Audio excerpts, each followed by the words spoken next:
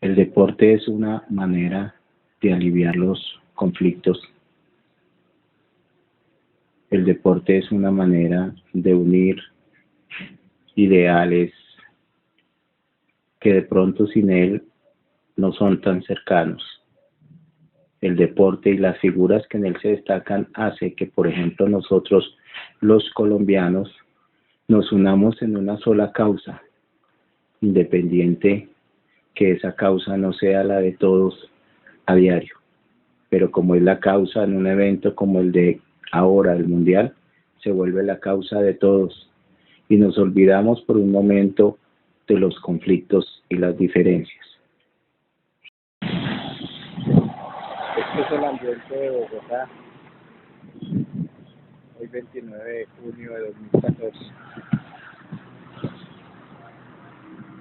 día después del triunfo de Colombia. Pareciera ser una comunidad sin conflictos, pareciera ser una comunidad que no tiene problemas de violencia. Sin embargo, lamentablemente, ese no es el diario vivir de esta comunidad. Infortunadamente tampoco es el diario vivir de las ciudades en Colombia. El tema no es que existan conflictos, el tema es que estas comunidades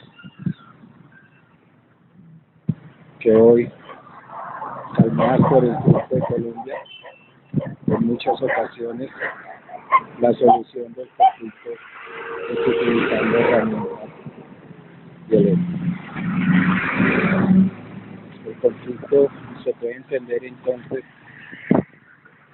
desde el entorno social como un elemento que siempre está ahí y que va a estar. El conflicto se da por el diario vivir, por las diferencias.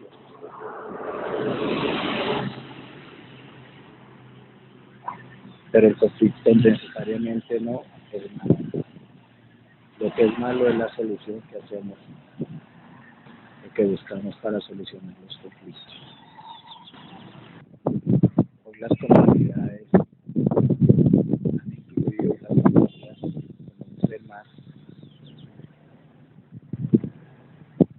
como un miembro más de las familias a los caninos. Y no cabe duda que para algunas personas la inclusión de estos miembros en las grandes urbes, cohabitando con los humanos, son del gusto de todos. Y esto genera conflictos. Ahora bien, para ello pueden ser soluciones violentas y no violentas. Una violenta es como se conoció hace algunos días en Bogotá, que quienes no gustaban de los caninos dentro de sus conjuntos residenciales simplemente optaron por envenenarlos, creyendo con ello solucionar el conflicto. Otra no violenta es incorporarlos con ciertas reglas que incluyen la responsabilidad de sus propietarios, pero aceptar a esos caminos dentro de las grandes urbes. Posiblemente esta segunda solución no violenta y que incluso contempla la ley colombiana, la ley de propiedad horizontal, ley 695, hoy hace posible que personas que interpretan a los caminos como miembros de sus familias los puedan tener. Definitivamente el problema no es el conflicto, es la forma en cómo se soluciona ese conflicto. En este caso, no cabe duda que la mejor ha sido la de entender que esos miembros caninos pueden hacer parte de las grandes sutilezas de los conflictos, pero eso sí, con algunas normas de respeto hacia los demás que deben de cumplir, especialmente sus propietarios. El diálogo es la mejor manera de solucionar conflictos.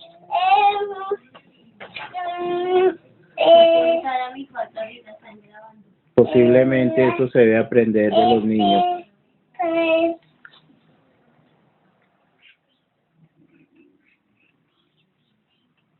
Ellos conocen de las soluciones no violentas.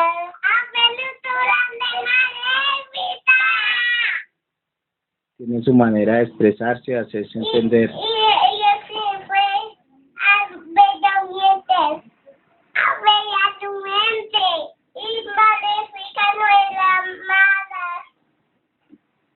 Están dando una opinión sobre una película y entendieron la solución del conflicto como viendo a Maléfica, que no es mala como ella lo califica.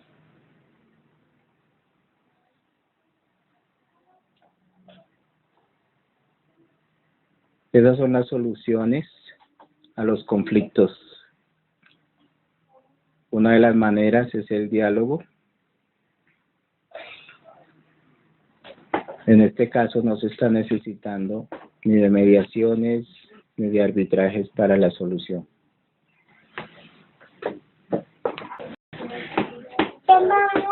Ahora por un lápiz se genera un conflicto.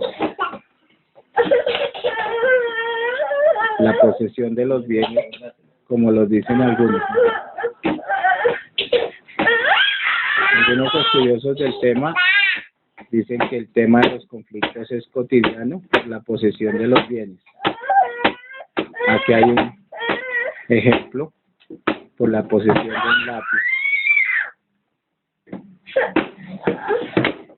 En este caso sí se necesita de una mediación. Ya va a haber una entrega. Préstamela. Estos son los casos de mediación. Préstamela, yo se la doy, ¿sí? No pelear, ¿sí? Préstamela, porfa. Ya, no pelean por eso, ya. Toma, póntela tú. Que no son actos en esta sociedad. Posiblemente esto es una forma de entender a algunos autores que estudian el fenómeno de la violencia, que lo entienden en algunos casos como también una lucha continua por diferentes formas de ser, de creencias religiosas, estilos de vida, culturas, como lo manifestó en algún momento Weber. Definitivamente, el tema no es que no existan conflictos, el tema es que se puedan solucionar independientemente de las creencias religiosas, sus ideales, sus posturas sexuales y otras.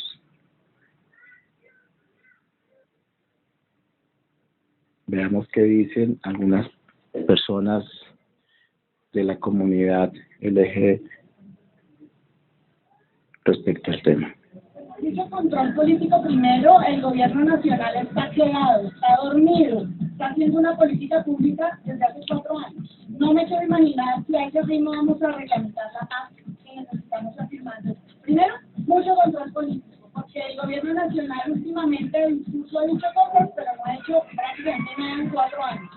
Iniciativas legislativas, por supuesto, una ley de identidad de género que está pendiente, que se necesita, porque los derechos de... Entender el conflicto como algo de alguna manera natural. También podemos entender algunas teorías como que dicen la teoría volcánica, que habla que el conflicto tarde o temprano va a haber una explosión, por eso su nombre volcánico. Pero también podemos entender, y es que el mensaje que queremos dejar es a las soluciones no violentas de los conflictos. En este caso, pues bien podemos hablar de Martin Luther King, por ejemplo, en Estados Unidos, en los años 60 del siglo pasado, una manera racional de luchar contra el racismo en Norteamérica.